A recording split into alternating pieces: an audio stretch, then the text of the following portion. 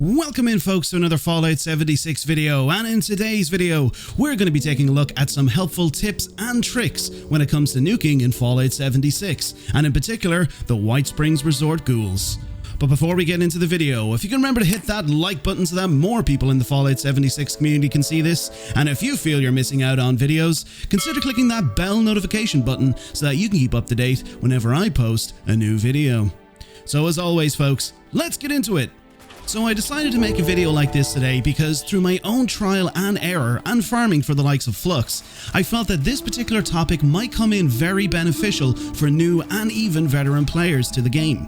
What I'm talking about in particular is the result of nuking the Whitesprings Resort and farming materials from the likes of glowing ghouls that roam the grounds of the Whitesprings and also the Whitesprings Golf Club.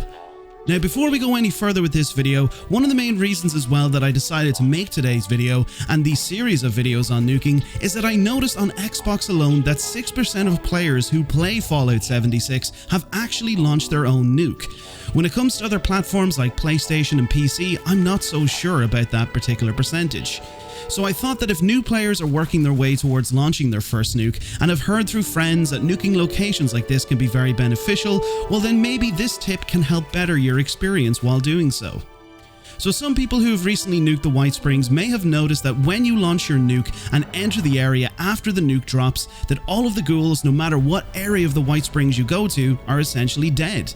You can't interact with them, you can't gather materials, which after going through a nuke silo in the hopes of either trying to farm materials and Flux or even just trying to XP grind, this can be very frustrating and probably to some a waste of a nuke. However, I've found a fix to this and a way around it.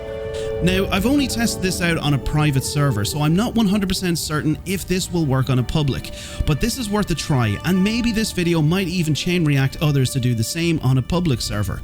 But I've found that after you've nuked the Whitesprings, leave your private server or a public, and then rejoin the same server, or if you're on a public, try and join the same server by either joining a friend who's on the same server or a recent player. However, upon your return to the same server, you'll notice that every ghoul around the area will have respawned. That's right, every ghoul roaming around the area will have respawned, and after you've done your trip around the Whitesprings, gathered your materials and so forth, you can rinse and repeat this step and the ghouls will keep respawning. I also know that very soon when the Pit DLC will be arriving to Fallout 76, that the Whitesprings will be taking up new residents in the form of the Responders. So who knows, this location could completely change, and possibly we might even see less ghouls, and maybe this might not even be a useful location to nuke anymore. We just don't even know yet. However, if that's the case, maybe this video might encourage new and even veteran players to start nuking this area again, and maybe players might be able to benefit as much as they can before things may possibly change. I will also note that this tip will work on other locations such as Morgantown, where other players tend to nuke for the same reason, such as the amount of Flux and ghouls you can gather materials from. However, until then folks, happy nuking, and I hope this video has helped. So let's do it folks, let's get to the outro portion of this video. And there you have it folks, that's a few tips and tricks when it comes to nuking in Fallout 76. I'll be putting out more videos regarding tips like this for new players because as mentioned earlier, only 6% of players have launched their own nuke. So check back later this week as I'll be putting out a guide for new and even veteran players who just aren't sure on even how to even start the process on launching their own nuke. Hopefully these videos will encourage people to join in on the fun of nuking in this game, and if you liked this video and found it beneficial, consider hitting the subscribe button for more Fallout 76 guide videos in the future. I've now moved to streaming 3 days a week over on Twitch, so that I can focus more on putting out Fallout content over here on YouTube. So if you want to see my schedule for when I go live, and want to see guides like this in action, or even just want to hang out with some of the Fallout community, I'll leave a link to my Twitch in the description below. If you want to also connect with more people who play Fallout 76 and want to join our community, you can join my Discord server, which I'll leave in a link in the description below. If you like the work I produce and want to support me in a more personal way, you can now subscribe to me on Patreon. Patreon members will get a host of benefits such as access to Patreon only channels in my Discord server, where you can connect with other Patreon members and much more.